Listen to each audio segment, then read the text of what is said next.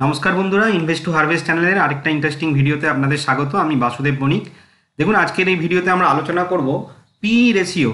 তো আপনারা যারা যারা আমার ফান্ডামেন্টাল ভিডিওটা এখনও দেখেননি তারা একটু এই কার্ডে আমি ভিডিওটার ডিসক্রিপশন দিয়ে দিচ্ছি, এটা একটু দেখে নেবেন যে আমরা ফান্ডামেন্টাল অ্যানালাইসিস করার সময় টোটাল কী পয়েন্ট মাথায় রাখবো। তো দেখুন, তার মধ্যে পি রেশিও একটা প্রধান পয়েন্ট। তো পি রেশিও কাকে বলে? The price two earning ratio is one of the most important tool that an analyst or an investor use to determine the valuation of the stock. আমরা P দেখে এটা বুঝতে পারি যে স্টকটা এক্সপেন্সিভ কি লেস এক্সপেন্সিভ।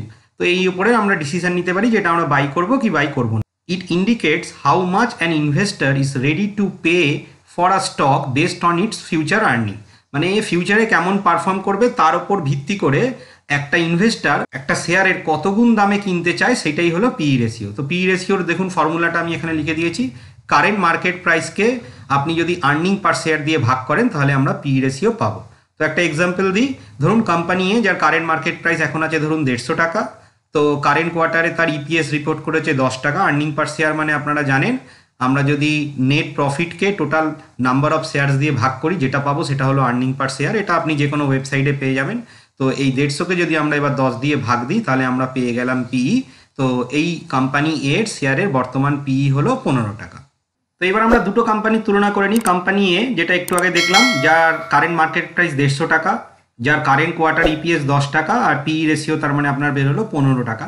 আর কোম্পানি বি যার current market price 560 টাকা, যার ইপিএস হলো আপনার 20 টাকা, তার মানে তার পিই বেরোলো 28 টাকা। তো আপাত দৃষ্টিতে দেখে মনে হচ্ছে company A lower PE means less expensive stock, তো আমরা কিনতে পারি।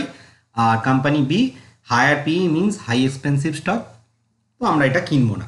কিন্তু সবসময় মনে রাখবেন যে শেয়ার মার্কেট কিন্তু এতটা সোজা জিনিস নয় যতটা আমাদের দেখে মনে হয়। তো কিছু লোক যারা নাকি 28 গুণ বেশি দাম দিয়ে কোম্পানি বি এর শেয়ার কিনছে, তারা তো নিশ্চয়ই কিছু একটা ভেবে কিনছে। কোম্পানি এর থেকে কোম্পানি রেকে কিনতে গেলে তার 15 গুণ ইপিএস এর থেকে বেশি দাম দিতে হয়, whereas কোম্পানি বি কিনতে গেলে 28 গুণ বেশি দাম দিতে হয়। তার মানে নিশ্চয়ই এর পিছনে কারণ আছে। তো চলুন এবার সেই কারণটা দেখে নিই যে কখন আমরা হায়ার পি থাকা সত্ত্বেও একটা শেয়ার আমরা কিনতে পারি।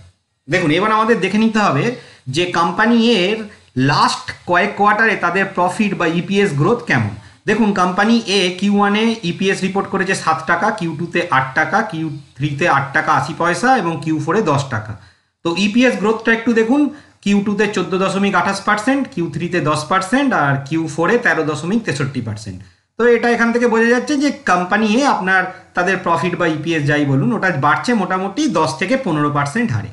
এইবার আসি কোম্পানি বিতে। কোম্পানি বি দেখুন Q1-এ ইপিএস রিপোর্ট করেছিল 5 টাকা, Q2-তে করেছে 7 টাকা, Q3-তে করেছে 11 টাকা 50 পয়সা আর Q4-এ করেছে 20 টাকা। কোম্পানি বি এর তাহলে ইপিএস গ্রোথটা দেখুন 40% Q2-তে, Q3-তে 64.28% আর Q4-এ 73.91%। মার্কেট এটা বুঝতে পারছে যে কোম্পানি বি এর গ্রোথ ট্র্যাজেক্টরিটা অনেক বেশি। এরা যেভাবে তাদের ইপিএস বা প্রফিটটাকে বাড়াচ্ছে সেটা কোম্পানি এর তুলনায় অনেক বেশি। তো এইটায় মার্কেট অ্যান্টিসিপেট এটা করছে যে ভবিষ্যতেও এই কোম্পানিটা আরও বেশি হারে প্রফিট তার বাড়াবে। তো সেই কারণে লোক 28 গুণ বেশি দাম দিয়েও কোম্পানি বিটা কিনতে চাইছে কোম্পানি এর থেকে। তো আমরা এইটুকু নিয়ে বুঝতে পারলাম যে সবসময় যদি পিই বেশি থাকে তার মানেই এই নয় যে কোম্পানিটা আমরা কিনবো না। পিই বেশি থাকলে তখন আমাদের এটা দেখে নিতে হবে যে আমি যে এত গুণ দাম দিয়ে কোম্পানিটা কিনছি সেটা ন্যায্য কি ন্যায্য নয়। সেই ন্যায্যতা জানার জন্য আপনাকে যেটা করতে হবে যে কোম্পানিটার গ্রোথ ট্র্যাজেক্টরিটা একবার দেখতে হবে যে কোম্পানিটা কেমন হারে ইপিএস বৃদ্ধি করছে।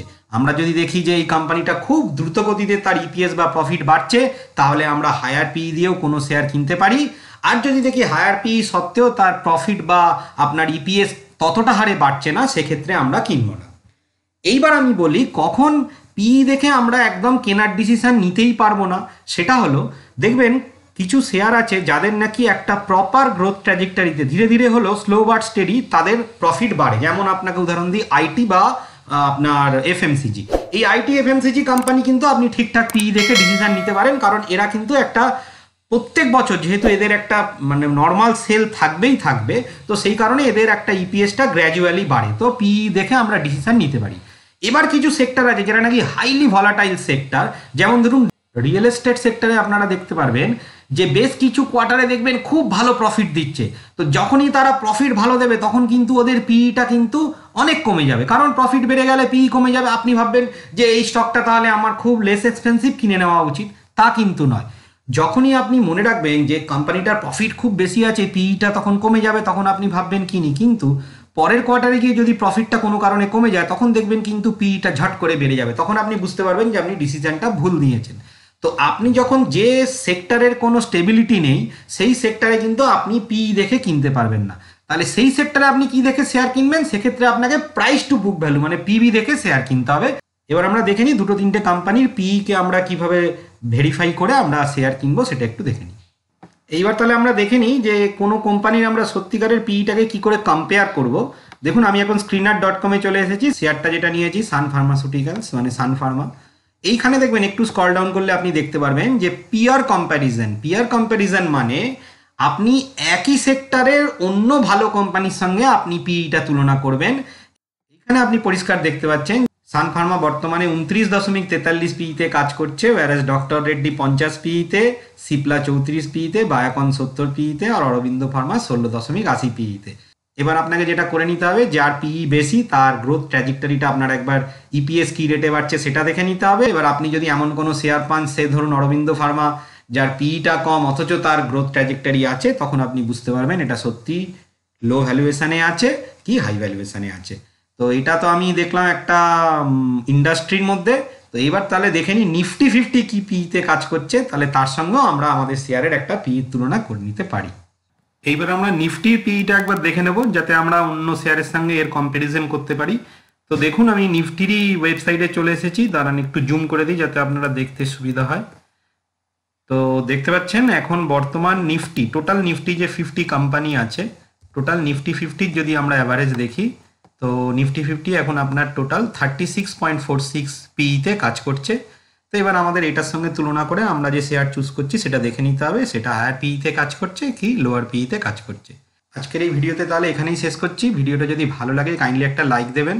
এখনও যদি আপনি এই চ্যানেলে নতুন, তাহলে আমাদের চ্যানেলটা অল বেল নোটিফিকেশান টিপে সাবস্ক্রাইব করে নেবেন এবং ভিডিওগুলো ভালো লাগলে একটু আপনাদের সোশ্যাল মিডিয়াতে শেয়ার করে দেবেন, যাতে নতুন লোক আমাদের এই শেয়ার মার্কেট রিলেটেড ভিডিও নিয়মিত দেখতে পায়।